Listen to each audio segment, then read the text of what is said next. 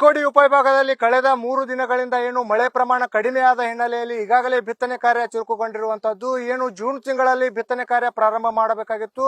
ಮಳೆಯ ಕುಂಠಿತ ಹಿನ್ನೆಲೆಯಲ್ಲಿ ಈಗಾಗಲೇ ಜೂನ್ 2ನೇ ವಾರದಲ್ಲಿ ಬಿತ್ತನೆ ಕಾರ್ಯ ಪ್ರಾರಂಭ ಮಾಡಿರುವಂತದ್ದು. ನಿಮಗೆ ದೃಶ್ಯಾವಳಿಗಳಲ್ಲಿ ತೋರಿಸುವಂತ ಪ್ರಯತ್ನ ಮಾಡ್ತೀನಿ. ಈಗಾಗಲೇ ಏನು ಬಿತ್ತನೆ ಕಾರ್ಯ ಮಾಡ್ತಿರುವಂತದ್ದು. ಏನು ಚಿಕ್ಕೋಡಿ ಉಪವಿಭಾಗದಲ್ಲಿ ಪ್ರಮುಖವಾಗಿ ಏನು ಮೆಕ್ಕೆಜೋಳ, ಸೆಣಬು, ಶೇಂಗಾ, ಅದೇ ರೀತಿಯಾಗಿ ಮುಖ್ಯ ಬೆಳೆಯಾಗಿರುವಂತಹ ಕಬ್ಬು ಬೆಳೆಗೆ ಸಂಬಂಧಿಸಿದಂತೆ ಲಾವಣಿ ಕಾರ್ಯ ಕೂಡ ಈಗಾಗಲೇ ಮಾಡ್ತಿರುವಂತದ್ದು. ನಿಮಗೆ ದೃಶ್ಯಾವಳಿಗಳಲ್ಲಿ ತೋರಿಸುವಂತ ಪ್ರಯತ್ನ ಮಾಡ್ತೀನಿ. ಈಗಾಗಲೇ ಏನು ಎತ್ತುಗಳ ಮೂಲಕ ಈಗಾಗಲೇ ಬಿತ್ತನೆ ಕಾರ್ಯ ಕೂಡ ಪ್ರಾರಂಭವಾಗಿರುವಂತದ್ದು.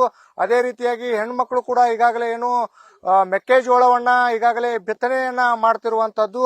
ಆದ್ರೆ ಏನು ಜೂನ್ ತಿಂಗಳಲ್ಲಿ ಮುಂಗಾರು ಪ್ರಾರಂಭವಾಗಬೇಕಾಗಿತ್ತು. ಆದರೆ ಏನು ಮಳೆಯ ಕೊರತೆ ಹಿನ್ನೆಲೆಯಲ್ಲಿ ಏನು ಮಳೆಯ ಅಭಾವದಿಂದ ಬಿತ್ತನೆ ಕಾರ್ಯ ಕುಂಠಿತಗೊಂಡಿತ್ತು. ಅದೇ ರೀತಿಯಾಗಿ ಈಗಾಗಲೇ ಏನು ಜುಲೈ 2ನೇ ವಾರದಲ್ಲಿ ಈಗಾಗಲೇ ಬಿತ್ತನೆ ಕಾರ್ಯ ಪ್ರಾರಂಭ ಮಾಡಿರುವಂತದ್ದು. ಈ ವಿಚಾರವಾಗಿ ಮಾತನಾಡ್ಲಿಕ್ಕೆ ನಮ್ ಜೊತೆ ರೈತರಿದ್ದಾರೆ. ರೈತರನ್ನ ಮಾತಾಡ್ಸೋಣ. ಸರ್, ಈಗಾಗಲೇ ಮುಂಗಾರು ಜೂನ್ ತಿಂಗಳಲ್ಲಿ ಬಿತ್ತನೆ ಆಗಬೇಕಾಗಿತ್ತು. ಏನು ಮಳೆಯ ಕೊರತೆಯಿಂದಾಗಿ ಬಿತ್ತನೆ ಕಾರ್ಯ ಮುಂದೂಡಲಾಗಿದೆ. ಏನ್ ಹೇಳ್ತೀರಂತ? ಏನ್ ಹೇಳೋದು, ಈಗ ಮಾನ್ಸೂನ್ ಪೂರ್ವ ಮಳೆ ಆಗ್ತೈತೆ ಅಂತಿದ್ರು ಸರ್ಕಾರದವರು. ಮಾನ್ಸೂನ್ ಜಲ್ದಿ ಬರ್ತದೆ ಈ ವರ್ಷ. ಆವಾಗ ನಾವೇನ್ ಮಾಡಿದ್ವಿ, ಉದ್ದು ಅವು ಹಾಕಿದ್ವಿ, ಮಳೆ ಆಗ್ಲಿಲ್ಲ. ನಂತರ ಮಾನ್ಸೂನ್ ಬಂದೈತಪ್ಪ, ಮತ್ ಮಳೆ ಆಕೈತಿ ಅಂದ್ರು, ಅವಾಗ ಆಗ್ಲಿಲ್ಲ. ಈಗ ಒಂದ್ ಸ್ವಲ್ಪ ಮಳೆ ಆಗ್ಯದ. ಮತ್ ನಾವ್ ಒಂದ್ ಸ್ವಲ್ಪ ಮೆಕ್ಕೆಜೋಳ ಹಾಕಿ ನಾವು ಇದು ಬರ್ತೈತಿ ಅಥವಾ ಇಲ್ಲ ಅದು ನಮಗ್ ಗೊತ್ತಿಲ್ಲ. ದೇವರ ಭರವಸೆಯಿಂದ ನಾವು ಮೆಕ್ಕೆಜೋಳ ಹಾಕ್ಲಕ್ ಪ್ರಾರಂಭ ಮಾಡಿದ್ವಿ. ಸರ್, ಈಗ ಜೂನ್ ನಲ್ಲಿ ಮಳೆ ಪ್ರಾರಂಭ ಆಗ್ತಿತ್ತು. ಆಗ ಬಿತ್ತನೆ ಕಾರ್ಯ ಕೂಡ ಮಾಡಿದ್ರಿ, ಬಟ್ ಮಳೆ ಆಗ್ಲಿಲ್ಲ.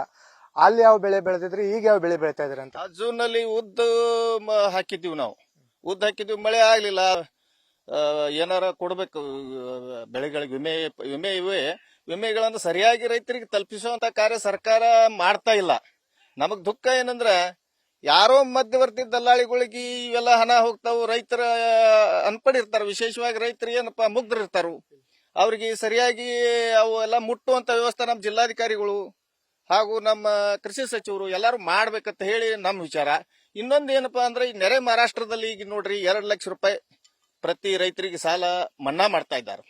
ಯಾಕೆ ನಮ್ಮಲ್ಲಿ ಮಾಡಬಾರ್ದು? ನಿಮ್ಮಲ್ಲಿ ಇಚ್ಛಾಶಕ್ತಿ ಇತ್ತಂದ್ರ ಇದೇನು ದೊಡ್ಡ ಹಣ ಅಲ್ಲ, ರೈತರಿಗೆ ಕೊಡುದ್ ನೀವು ಮತ್ತಾವ್ದೋ ರೂಪದಿಂದ ತಗೋಬಹುದು. ಆದ್ರ ಕಷ್ಟ ಬಂದಾಗ ನೀವು ರೈತರನ್ನ ಹಿಡಿಬೇಕಲ್ಲ.